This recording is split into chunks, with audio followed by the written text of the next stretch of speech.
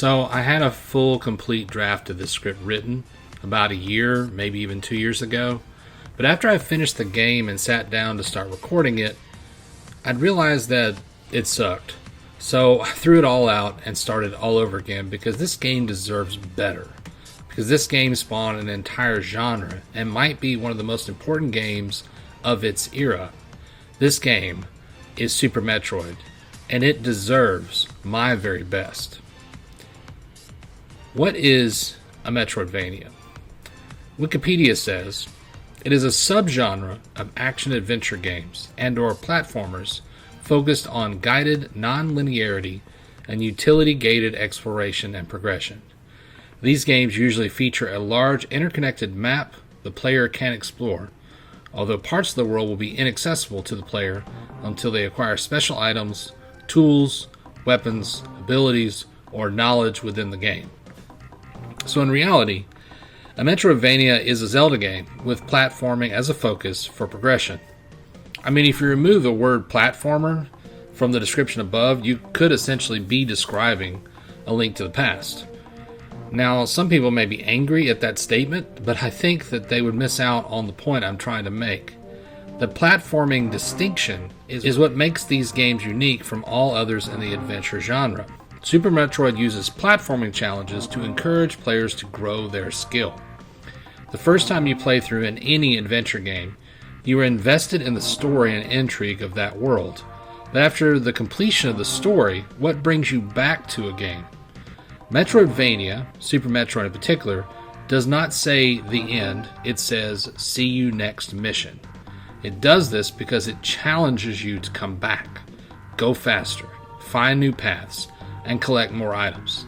This is directly facilitated by the platforming focus.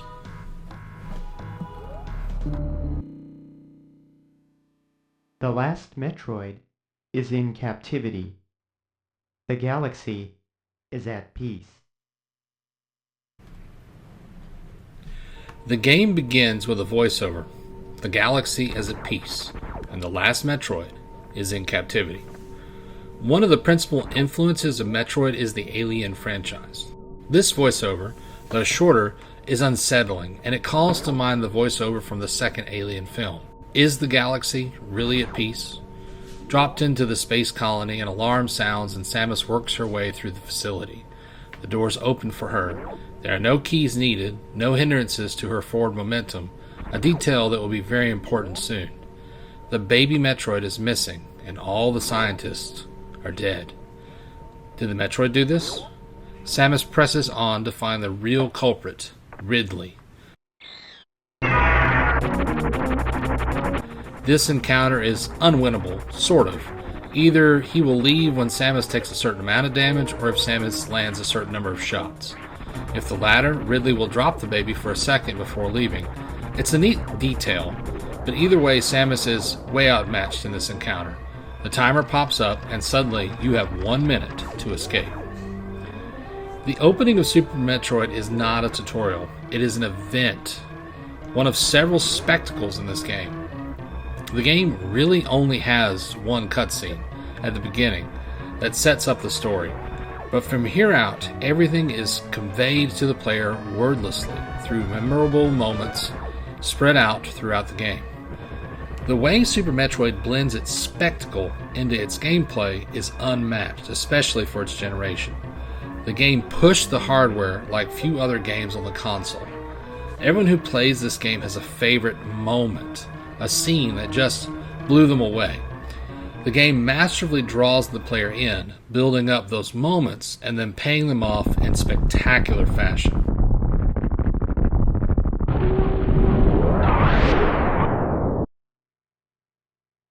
Samus lands on the planet, and the rain is pounding down on her ship and the suit. As the player moves under the protection of the overhanging caves and the caverns below, the sound of the thunder persists.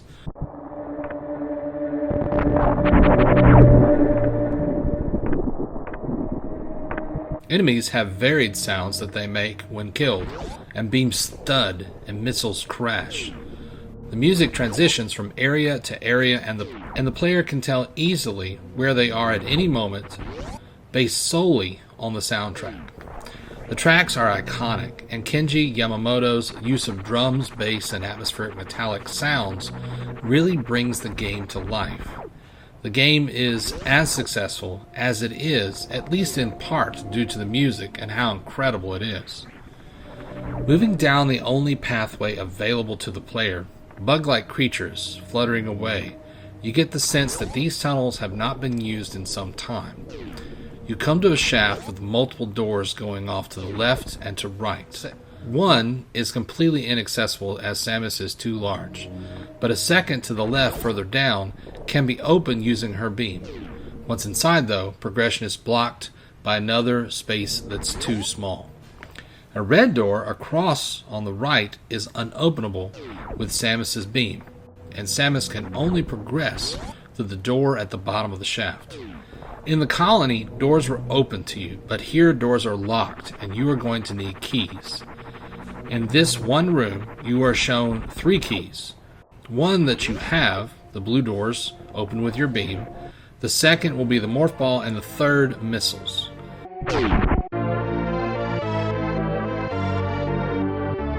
Super Metroid is full of these gates and corresponding keys.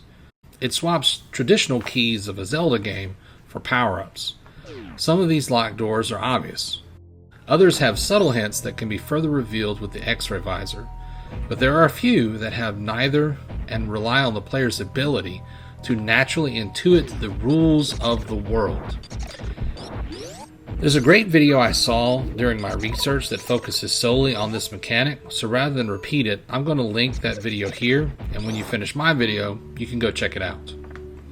What I will say is that rather than finding one key that fits one door or a single disposable item, this system allows the player to push against the boundaries in place and remember, hey, I just got power bombs. Wasn't there a yellow door here?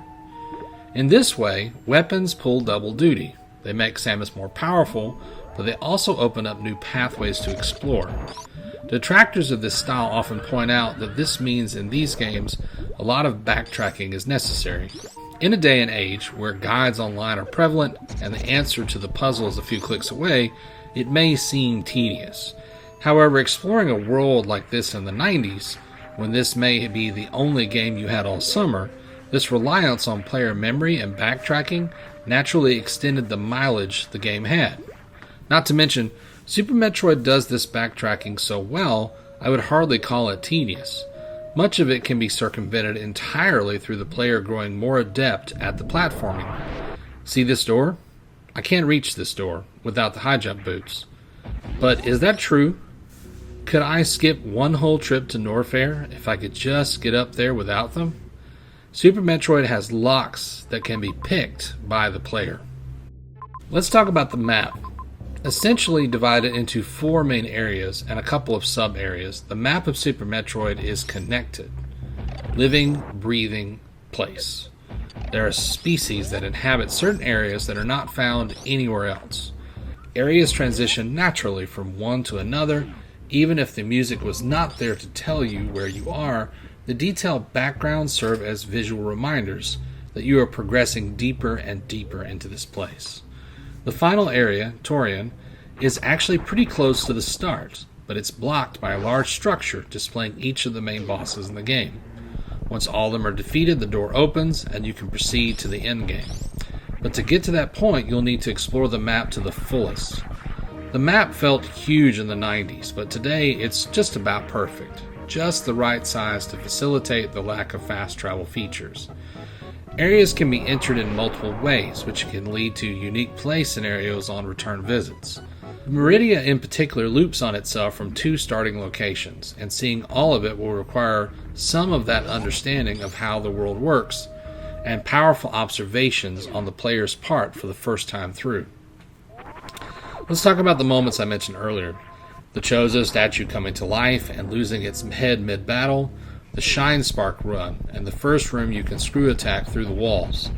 The Plasma Beam room, where the enemies are so tough, and then you get the upgrade and blast through them like they're made of tissue paper. The animals, teaching you special skills through wordless tutorials.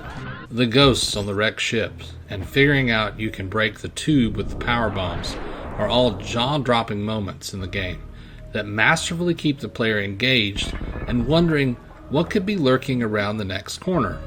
But the best example of all Super's moments, in my opinion, are the bosses.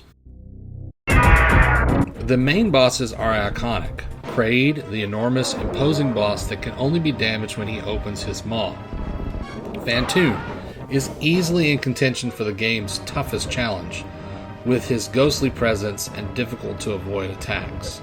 Dragon is an underwater tank unless you're aware of his two special weaknesses, and you have the skill to employ them. And of course, Dragon himself, who's essentially a scrap from start to finish.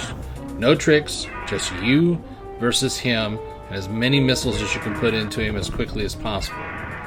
Then there are the sub-bosses. None of them are quite as memorable as the main bosses except for one. Crocomire fight is the stuff of nightmares and showcases the horror the Super Nintendo could pull off. That said, the gold Torizo catching your super missiles is also pretty iconic. That just leaves Mother Brain. I struggle to call her the real final boss. It's true you can die in this fight, but really she serves as the payoff more than anything else. One final spectacular moment to end the adventure with a bang. Terrifyingly, she looms over Samus, ready to strike the killing blow. But then, the baby. What else can be said about this moment that has not already been said? The sound deserves some special mention. The baby's dying shriek, followed by Samus's barrage of rainbow fury, hits with such an incredible catharsis, in no small part due to the sound design. Then you escape, saving the animals because it is canon, and flee the planet, mission complete. It is perfect, really, without any peer or without any flaw. Okay, that's not technically true. So here it is. The biggest flaw of Super Metroid is that it was the first one. What does that mean? When you're the first, there is no set of instructions on how you should implement things like controls for such an experience. Switching weapons in a game where progression, enemies, and bosses need to be handled uniquely on a room-to-room basis is clunky and frankly outdated. Every Metroidvania game since Super has had better control. I do not mind the floaty jump or the lack of a ledge grab. The game is designed around these physics. But I do struggle holding down and cycling buttons to perform even the most basic of movement and traversals in this game. It is the reason why that this time when I played a patched version with zero missions style controls. Sometimes I missed the run button, but overall it was a much more manageable and brisk experience. The same hack also improves the upgrade system on the map to match zero missions and includes a completion percentage in the menu. Honestly though, with updated controls, this game is as fresh and compelling as it always has been, and playing it was once again cementing in my mind its place as my favorite Metroid game. I just finished it and I want to play it again. As far as its impact, the game serves as a template on how to build an action-adventure game focused on platforming and player skill-based progression. There's a reason why it's run at AGDQ every year, and people call it the best run consistently from year to year at that event. The game is designed to be perfected, to be played and enjoyed over and over again, to take in those moments and create new moments of your own over and over again. Super Metroid is a true perennial classic. You can play it year after year, day after day, and many people literally do. I know I will return to it again, probably very soon in fact. But until then, if somehow you have never played this game, I cannot recommend it enough. See you next mission.